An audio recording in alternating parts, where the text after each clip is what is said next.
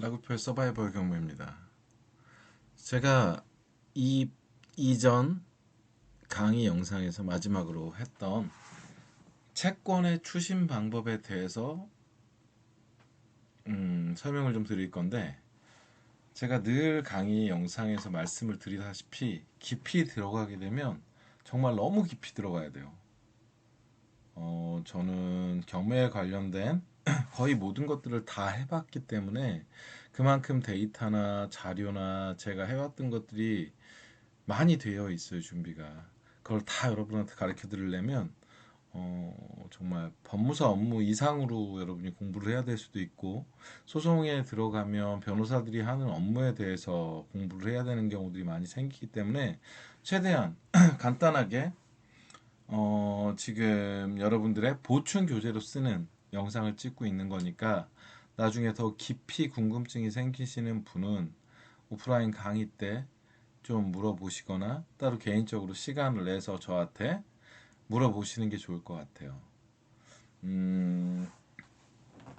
일단 그래서 언급을 하더라도 제가 깊이 설명을 하지 않는 것에 대해서는 여러분들이 메모를 해 놓으셨다가 실제 강의 시간이나 아니면 저랑 만날 일이 있을 때 물어보시면 아주 심도 있는 깊은 강의 영상을 만들어서 강의로 알려드릴게요. 자, 일단 저희가 먼저 채권의 추심 방법에 대해서 설명을 하겠습니다. 자, 채권이 뭔지는 다 아셨죠? 여러분들이 누군가에게 돈을 빌려줬건 손해를 입어서 손해배상을 받아야 되건 해서 상대방에게, 채무자에게 채권이 생긴 경우예요. 그러면 여러분들이 네이버에 치시면 채권 추심 업체들도 굉장히 나오는데, 이 사람들도 불법적으로 예전처럼 막 깡패를 고용해서 동원해서 하는 그런 불법 추심이 아닌 정상적인 추심은 똑같습니다. 채무자가 우선 뭐 어떤 재산이 있는지 알아야 되는데, 그거는 재산 명시 신청이나 재산 공시 신청을 법원에 해서 이 사람이 어떤 재산을 가지고 있는지 합법적으로 법원의 공개로 여러분이 알 수 있는 방법이 있습니다. 6개월 이전에 이 사람이 팔아먹었던 재산에 대해서는 다 명시가 되고, 여기에 거짓이 있어서 나중에 밝혀지면 형사 처벌을 받게 돼요. 재산 명시나 공시 신청이 돼서 채무자가 법원에서 선서를 하고, 그 선서에 거짓을 고하지 않겠다는 선서를 해요. 거기서 거짓말을 하게 되면 나중에 그게 밝혀졌을 때 형사 처벌의 대상이 됩니다. 여러분들 뭐 쉽게 얘기하면 징역을 가는 수가 생깁니다. 그리고 6개월 이내에 팔았던 내 모든 부동산, 뭐 차량, 아니면 뭐 주식, 은닉 재산이 있을까봐 그런 것들까지 다 밝히게 되어 있어요. 그러면 그거를 통해서 이 사람이 부동산이 있는 걸 알게 되면 여러분은 채권의 추심 방법의 하나로 부동산 경매를 선택하게 될 거예요. 그러면 자, 부동산 경매에서 여러분 나중에 등기를 많이 보시겠지만 거기에 사회행위라는 게 있어요. 내가 강제집행을 당하기 전에 명의를 돌리겠다는 거죠. 뭐 와이프가 됐던, 친척이 됐던, 지인이 됐던, 친구가 됐던 다른 사람 명의로 내가 집행을 면탈할 목적으로, 내 강제집행을 당하기 싫다는 거야. 강제집행 면탈의 목적으로 소유권을 이전하는 경우가 생겨요. 이런 경우에는 귀찮지만 또 사회행위에 기한 무효의 소송을 해야 돼요. 이런 경우에는 되게 귀찮아지긴 하는데 내가 내 돈 받으려면 할 수밖에 없는 거예요. 그래서 여러분들이 여기에 대한 뭐 정말 필요할 때 공부를 다시 하시면 되고, 그때 충분히 알려드리고 그 자료를 가지고 있으니까 그렇게 하시면 되고, 나중에 실제 등기로 여러분들에게 보여줄 날이 올 것 같아요. 그거는 그때 다시 좀 설명을 해드릴게요. 그럼 이런 사회 행위를 방지하기 위해서는 뭘 해야 되냐면 보전 처분 행위를 하게 됩니다. 보전 처분 행위는 뭐냐? 가압류, 가처분. 이 가짜는 거짓 가짜를 쓰게 됩니다. 실제 압류 얘기해서 가짜 압류를 하는 거예요. 그래서 한자로 바꿔보면 거짓 가짜를 쓰게 됩니다. 이게 거짓 가짜거든요. 가처분 같은 경우에는 뭐냐면 이것도 똑같은 거짓 가짜를 써요. 근데 이거는 어떤 가처분이 있냐면 여기서 우리가 해야 될 건 부동산 처분 금지 가처분 신청이라는 걸 하게 됩니다. 자, 보존 처분 행위는 짧게 설명을 할게요. 제가 깊이 들어가면 법무사 수업이 되기 때문에 제가 조금 짧게 할게요. 부동산 처분 금지 가처분, 그리고 그 사람에 대한 채무가 본안 소송으로 확정이 나기 전에 하는 가압류. 이 가압류는 나중에 어떻게 변하느냐 하면 본안 소송이 끝나고 나면 진짜 압류가 되죠. 그래서 진압류라고 하지는 않아요. 그래서 가압류의 반대말은 압류가 되고요. 어떻게 보면 밖에서 저희가 할 때는 본압류라고 합니다. 그래서 가압류는 본압류로 나중에 바뀌고 이 과정에서 확정 판결된 부분만큼의 압류를 하고 그 압류로 인해 경매 처분을 하게 됩니다. 그러면 부동산 처분 금지 가처분은 뭐냐면 자, 법원에 내가 이 사람의 건물에 대해서 경매 신청을 하기 전에 신청을 해서 가압류나 가처분 처리 기간이 굉장히 짧아요. 소송 기간은 보통 10개월에서 1년 정도라는 긴 세월이 걸린다고 했는데 이건 아니에요. 이거는 긴급을 요하기 때문에 법원에서 웬만하면 3일 이상 잘 끌지 않아요. 그래서 이 가압류나 가처분은 법원에서도 판사가 굉장히 부담을 느껴요. 심리를 하는데. 그렇게 돼서 이런 경우에는 신청인이 공탁을 걸게 돼요. 이거는 뭐 나중에 실무적인 부분인데 이 공탁은 자, 현금 공탁인 경우도 많이 생기고요. 내가 신청할 때 요령을 잘 익혀서 현금 공탁이 아닌 보증보험으로 공탁을 신청하는 경우가 생깁니다. 그럼 보증보험은 보증보험사에서 이 공탁금을 대신 내주고 문제가 생겼을 땐 보증보험회사에서 그 돈을 공탁금을 법원에 지급을 하게 되고요. 잘못된 내가 신청을 해서 법원에서 그 피신청인이 그 현금 공탁금을 손해배상금으로 찾아가는 경우가 생길 때는 그때는 보험사에서 내고 보험사에서는 보험을 들어준 것 뿐이지 실제로 보험사에서 잘못이 없기 때문에 보험료가 많이 나오지도 않지만 이런 경우에는 신청인에게 나중에 구상권을 청구하게 됩니다. 어려운 얘기가 많이 나오죠. 나중에 이제 심도 깊은 공부를 할 때는 제가 구상권 사건에 대해서 실제 예를 들고 거기에 대한 소송이 어떻게 진행이 되고 이 구상권이 뭔지에 대해 설명할 날이 올 거예요. 이렇게 돼서 잠깐 짧게 여러분한테 맛배기로 소개만 해드릴게요. 이렇게 해서 가처분 신청을 하게 됩니다. 그러고 경매 신청을 하게 되는데 여러분의 채권은 대부분 법원 판결을 받은 집행 권한이 있는 그 집행 권한이기 때문에 강제 경매 신청을 하는 경우가 많이 생길 거고요. 여러분들이 타인에게 돈을 빌려줬을 때 만약에 사채업자처럼 근저당을 잡은 경우에는 임의 경매 신청을 하면 됩니다. 그래서 여러분들이 초급 시간에 대충 배우는 내용 중에 강제 경매 신청법, 임의 경매 신청법을 배우게 돼요. 그거는 무조건 알고 있어야 돼요. 왜냐? 이 강제경매나 임의경매 여러분들이 채권자로서 신청을 하는 경매 신청은 여러분들을 나중에 구해주는 하나의 수단이 되기도 해요. 내가 경매를 잘못 받았어. 유치권이 깨질 줄 알고 받았는데 그게 실제로는 유치권이 성립을 해서 내가 쓸모가 없어. 그래서 나 정말로 큰일 났어. 하는 경우에도 여러분을 구해줄 수 있는 일이 생기고요. 나중에 이제 어떤 경우가 생겼는데 나는 특수물건을 전문으로 하는 사람이야. 나는 특수물건을 전문으로 하는데 일반 매매하는 게 너무 힘들어. 이 물건을 제값받고 파는 게 너무 힘든데 나는 3억짜리 유치권을 해결하고 이 물건을 다시 경매에 넘겨서 유치권처럼 하자 있는 물건을 내가 치유해서 일반 시장에다 내놨는데 잘 안 팔리는 경우엔 그 물건을 정상화시켜서 경매로 신청을 하는 경우가 생깁니다. 이런 경우에는 여러분 꼭 필요해요. 여기 지금 방금 설명한 내용들을 전부 법무사나 변호사를 통해서 여러분들이 일을 진행하게 되면요, 부동산 경매를 하시는 이유가 없어요. 부동산 경매 전문가는요, 필요한 모든 것들을 다 직접 하실 수 있어야 된다고 보시면 돼요. 물론 이런 심도 깊은 얘기를 하면 여러분들이 되게 당황하시겠지만, 부동산 경매는 굉장히 폭 좁은 공부가 아닙니다. 법무사 공부나 변호사 공부도 어느 정도 일정 부분이 되어 있어야 되고, 이런 서류 정도는 얼마든지 여러분이 혼자서 하실 수 있어야 돼요.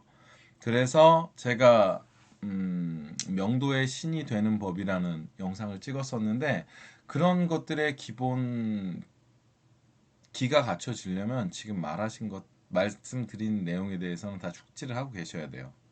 자, 그러면 여기 간단하게 채권 추심의 방법에, 부동산 경매 추심 방법에 대해서 말씀을 드렸습니다. 그러면 자, 이 사람이 부동산 경매를 내가 진행을 했는데, 자, 채권이 지금 상태에서는 조금 더 어려운 얘기를 해야 될 것 같아요. 아주 미안한 얘기지만 채권 추심에 대해서 잘못 이해하시고 계신 분이 많기 때문에, 채권 추심을 하려면요, 판결문이 있고, 이게 판결문은 확정이 되었어야 되고 송달이 돼서 집행문이라는 게 나와야 된다고 했었죠. 필요한 것들을 기본적으로 설명을 해드렸어요. 그럼 확정 판결문은요, 정본과 등본 이렇게 나뉩니다. 그러니까 정본은 뭐냐면요, 집행문은, 등본은 복사본이에요. 이 복사본에다가는요, 집행문을 받을 수 없습니다. 불가해요. 그러면 뭐가 필요하냐면 이 꼭 정본, 이게 오리지널 원본이 필요해요. 한번 소송이 끝나서 판결문이 나오면 이 정보는 정말 조심히 잘 간수하셔야 돼요. 잃어버리면 굉장히 곤란해집니다. 한 장밖에 안 줘요. 그러면 내가 정본을 왜 한 장밖에 안 주냐, 여러 장을 달라 하면 일단 쓰고 오세요. 그래요. 한 장을 사용했어요. 그러면 나는 또 정본이 필요합니다. 이 사람에게 다른 집행을 할 거예요 라고 하면, 판사가 이 정본을 내줘도 될지 정본에 부여 신청을 해서 판사가 판단을 합니다. 그래서 다시 제자를 써서요, 제도 부여 신청이라는 걸 할 거예요.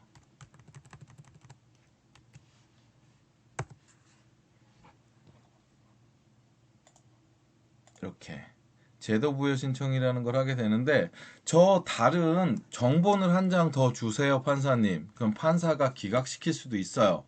그러고 이 정본에 제도 부여 신청을 할 때는요, 사용증명원이라는 게 필요합니다. 이 사용증명원은 뭐냐면, 기존에 먼저 발급했던 정본을 어디다 사용했는데, 그러면 제가 강제 경매 신청을 하는데 사용했습니다 라고 하면, 내가 강제 경매 신청을 한 경매계로 찾아가서 제가 정본을 여기다 사용했다는 걸 증명해 주세요 라고 사용증명원을 떼어달라고 얘기를 해서 이 사용증명원을 첨부해서 집어넣어야 돼요. 여기서 조금 더 나아가면 제도 부여가 아니라 수통 부여 신청이라는 게 있어요. 제가 한 장이 아니라 여러 장이 필요해요. 근데 이 정본이 굉장히 많이 쓰일 수는 없어요. 재판부에서 그걸 허가하지 않아요. 이 정본이 꼭 있어야 되고, 정본이 없으면 여러분들은 이 강제 집행을 하기 위한 집행문을 부여받을 수가 없습니다. 그래서 사용을 꼭 조심히 하셔야 돼요. 잊어버리시면 안 돼요. 잃어버려서 판사가 제도 부여 안 해주면 여러분 끝이에요. 왜냐하면 의심을 할 수도 있어요. 여러분이 다른 엄한 데다가 사용을 하고 얘가 나에게 거짓말을 하는 건 아닌지라는 합리적 의심을 하게 됩니다. 그래서 이 집행에 관련된 판결문은 굉장히 잘 이해하고 숙지하셔야 돼요. 왜 이걸 가르쳐 드리냐면요, 강제 경매 신청을 해서 내가 이미 받은 판결문을 썼어요. 그러면 여기서 끝나요. 당황하게 돼요. 그러면 판사한테 자, 잉여의 가능성이 많지 않으므로 제도 부여 신청을 해서 판결문 한 장 더 주세요. 이 사람 차가 있어요. 제가 이 사람 차를 경매 신청을 해야 될 것 같아요. 라고 했을 때 판사가 판단을 합니다. 얘가 채권이 2억인데 부동산 가치가 얘가 배당 예상이 1억 미만이다. 그러면 제도 부여 신청을 통해서 정본을 하나 더 내줄 수 있어요. 뭐 했을 건데? 라고 물어봐요. 자동차 경매 신청을 하려고 합니다. 라고 하면 판사는 법에서 정한 대로 판단을 해야 됩니다. 어떤 판단을 해야 되냐면 얘가 이미 잉여 가능성이 충분한데도